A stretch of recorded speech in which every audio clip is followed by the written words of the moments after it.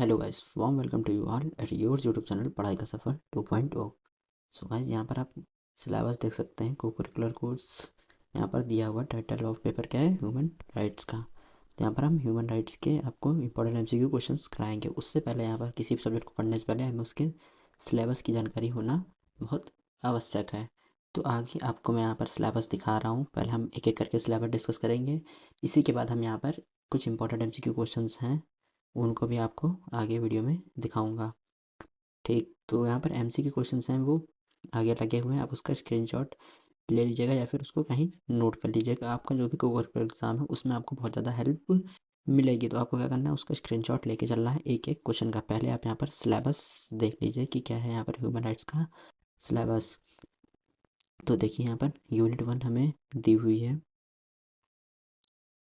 Unit 1 यहाँ पर दी हुई है हमें, concept of human rights, meaning, nature, scope and source. वहीं पर जो दूसरी है, origin and development on human rights. वहीं पर जो तीसरी यूनिट है, three generation of human rights. Fourth unit है, human rights and duties, universal versus cultural relationship. तो यहाँ पर ये दी हुई है हमारी यूनिट 1। यहाँ पर आपने ऐसा भी देखा, मैंने यूनिट 1 यहाँ पर दिखाई है। इसी तरीके से अपनी यूनिट 2 देख लेते हैं। थोड़ा सा जूम कर देता हूँ ताकि आपको चीज़ें क्लियर दिखें। यूनिट 2 हमारी क्या है, human rights in the league of nation and in United nation, universal declaration of human rights, international convents on human rights and regional convents on human rights. वहीं पर जो फोर्थ पॉइंट है हमारा, code instruments on human rights.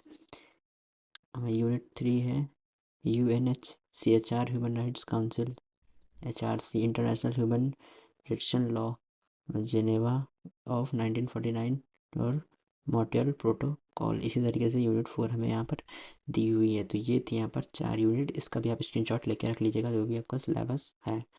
तो यहाँ पर अब आगे हम क्या करेंगे, आपको अब आगे का क्या सीन है, आगे मैं आपको MCQ क्वेश्चंस यहाँ पर दिखाऊंगा वीडियो के थ्रू। आप उसका स्क्रीनशॉट लीजिएगा या फिर उसको किसी एक कॉपी पर नोट करिएगा। विद आंसर MCQ यहाँ पर दिए हुए हैं। इसका भी सेकंड पार्ट भी आएगा, तो बेल नोटिफिकेशन को ऑन रखिएगा। चलिए मैं अब आपको क्वेश्चन दिखा देता हूँ, फिर मिलते हैं नेक्स्ट वीडियो में। Thank you guys for watching this video. अब यहाँ पर आप क्वेश्चंस देख सकते हैं। पहला क्वेश्चन हमें दिया हुआ, introduce the concept of third generation human rights. Third generation human rights, तो यहाँ पर ऑप्शन नंबर डी हमारा जो है वो सही हो जाएगा। जैसा यहाँ पर आप देख सकते हैं, यहाँ पर नीचे लिखा भी हुआ है, Karl Vasak who introduced the concept of third generation human rights. अगर आपसे ये क्वेश्चन पूछा जाता है तो आपका जो करेक्ट ऑप्शन होगा वो ऑप्शन नंबर डी हो जाएगा, कार्ल वेसाक। तो ये चीज़ आपको याद रखनी है और इसको आपको कहीं नोट कर लेना है। अब हम यहाँ पर अपना क्वेश्चन नंबर 2 देखेंगे। विच आर्टिकल, आपको क्वेश्चन रीड करना है, which article of the third Geneva convention of 1949 defines the prisoners war. तो यहाँ पर आर्टिकल 4 जो है वो यहाँ पर इस चीज़ को डिफाइन करता है। तो यहाँ पर क्वेश्चन नंबर 2 का ऑप्शन नंबर डी करेक्ट हो जाएगा। इसी तरीके से हम अपना क्वेश्चन नंबर 3 देखेंगे। द इंटरनेशनल, यहाँ पर थोड़ा जूम कर देता हूँ क्वेश्चन को। क्वेश्चन नंबर 3 देखिए, the international criminal court ICC review conference 2012 held at, कहाँ पर हुई थी, तो ऑप्शन नंबर बी कंपाला। जो यहाँ पर इंटरनेशनल क्रिमिनल कोर्ट है उसकी जो कॉन्फ्रेंस हुई थी वो कंपाला में हुई थी। अब यहाँ पर आप देख सकते हैं क्वेश्चन नंबर 4 दिया गया हुआ है हमें, who coined the term genocide.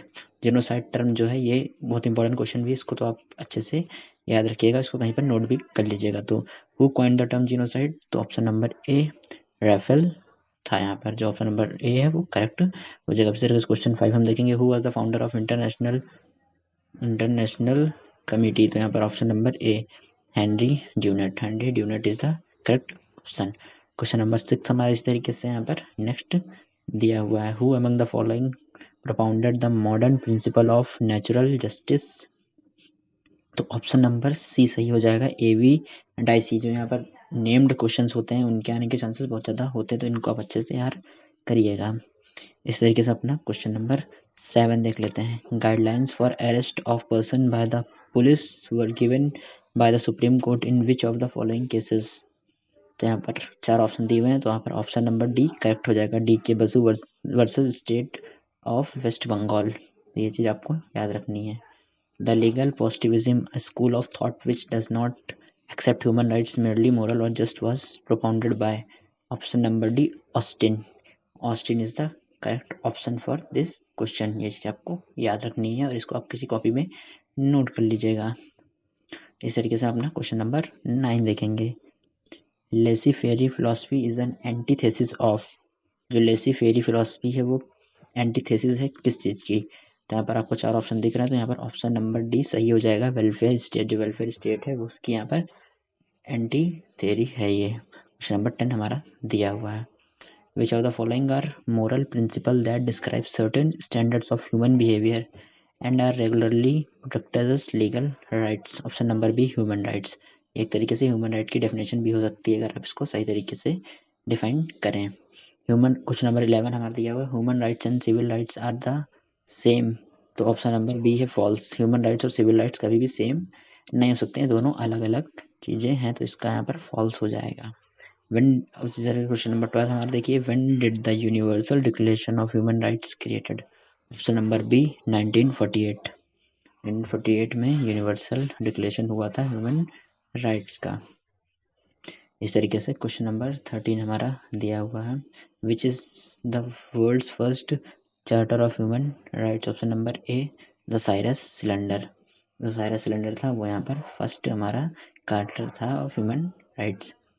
Which of the following played an important role in international human rights law? Option number C the united nations. United nation ने यहाँ पर इंपॉर्टेंट रोल प्ले किया था इंटरनेशनल ह्यूमन राइट्स लॉ में।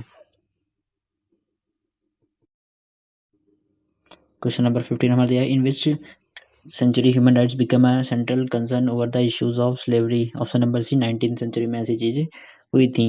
Ancient peoples, question number 16 है, ancient people have the same modern day conception of universal human rights? तो option number B correct हो जाएगा, फॉल्स। तो ये स्टेटमेंट लिखा हुआ है ये फॉल्स स्टेटमेंट है, तो ये चीज़ आपको याद रखनी कि ancient people have the same modern day conception of universal human rights. तो ऐसा बिल्कुल नहीं था, एंशियंट पीपल के पास ऐसा कोई राइट नहीं था। क्वेश्चन नंबर 17 हमें दिया है, when did the Cairo declaration of human rights in Islam adopted? Option number B 1990।